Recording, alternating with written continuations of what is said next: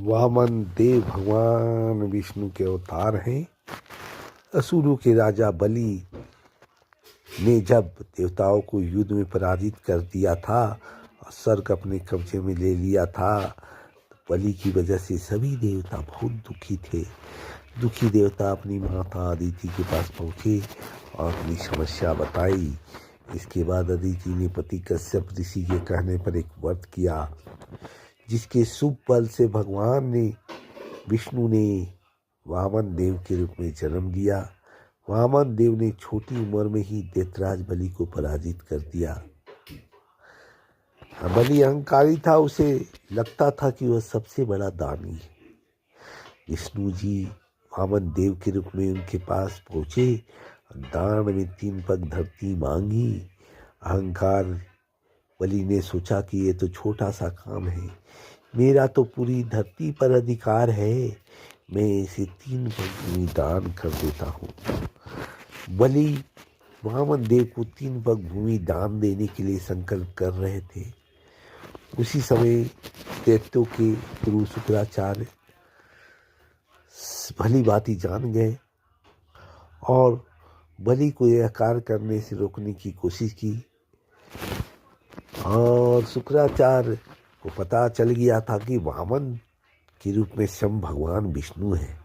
शुक्राचार्य ने बलि को बहुत समझाने का प्रयास किया कि देखो बलि, ये कोई छोटा बच्चा नहीं है, ये स्वयं भगवान विष्णु है, ये तुम्हें ठगने आए हैं, तुम्हें दान मत दो।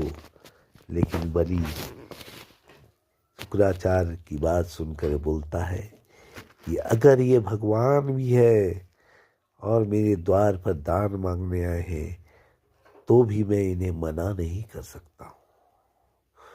राजा बलि के बारे में यह प्रसिद्ध था, उसके दरवाजे से कोई भी निराश होकर नहीं लौटता था। जो मांगने आया उसे खाली हाथ बलि वापस नहीं भेजता था। ऐसा कहकर बलि ने हाथ में जल का कमंडल लिया तो शुक्राचार्य बलि को रोकने के लिए छोटा रूप धारण करके कमंडल की डंडी में जाकर बैठ गए, ताकि कमंडल से पानी ही बाहर ना निकले और राजा बलि संकल्प न ले सके। प्रेम से बोलिए विष्णु भगवान की जय। वामन देव शुक्राचार्य की योजना समझ गए। उन्होंने तुरंत ही एक पतली लकड़ी ली और कमंडल की डंडी में डाल दी, जिससे अंदर बैठे शुक्राचार्य की एक आंख फूट गई वे तुरंत ही कमंडल से बाहर आ गए। इसके बाद राजा बलि ने वामन देव को 3 पग भूमि दान करने का संकल्प ले लिया।